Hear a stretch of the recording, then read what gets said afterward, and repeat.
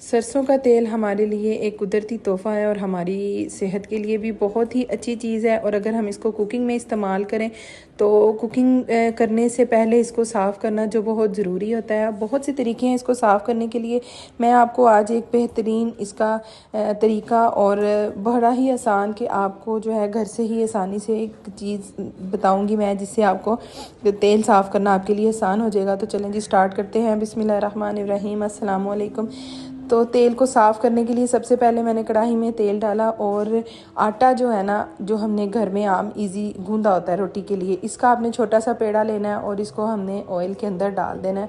और आंच को हमने जो है चूल्हे की, उसको हमने ना ज़्यादा हाई रखना है ना ज़्यादा लो रखना है। तो इसको हमने डाल देना है। तो आज मैं कुछ ख़ास पका नहीं रही थी, 14 अगस्त थी, तो उस वजह से जो है घर में मैंने कहा चले साथ साथ कुकिंग ऑयल जो है वो साफ़ करें, क्योंकि हमने जाना था अपनी भाभी की तरफ। तो मैंने साथ दही भल्ले बना लिए। दही भल्ले बनाने के लिए मैंने दही में थोड़ा सा नमक डाला, चीज़ें जो है वो मैंने पहले ही मिक्स करनी थी, उसमें चाट मसाला डाला और उसको मिक्स किया अच्छी तरह से। और उसको मैंने अपनी जो है वो चाट में डाला, चना चाट में मैंने आलू और टमाटर और चने और प्याज, सिर्फ यही 3-4 चीज़ें मिक्स की थी।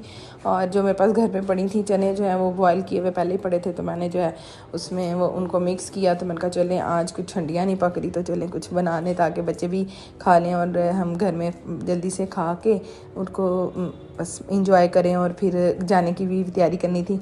तो अच्छा, दही को मैंने मिक्स किया अच्छी तरह से। तो देखिए जी कितनी खूबसूरत उसकी शक्ल लग रही है दही भल्ले की, खाने में भी बहुत मज़ेदार थे। तो ये देखें जी, मैं मिनी माइनर से अपने बच्चों की शॉपिंग करके आई थी। 14 अगस्त की कुछ शर्ट ली थी, कुछ मैंने गिफ्ट करनी थी। दूसरी तरफ जो ऑयल मैंने रखा हुआ था वो हाई फ्लेम पे पकना स्टार्ट हो गया था।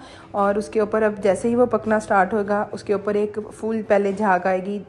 आहिस्ता आहिस्ता वो झाग जैसे जैसे पकेगा ख़त्म होगी। आपने जब इस तरह की झाग आ जाए, आपने जो है वो अपनी फ्लेम उसको लो भी कर लेना। देखें झाग आहिस्ता आहिस्ता कम, जैसे जैसे ख़त्म होती जाएगी हमारा जो ऑयल है वो साफ़ होता जाएगा। और उसके बाद इसको हम रूम टेम्परेचर पे ठंडा करेंगे।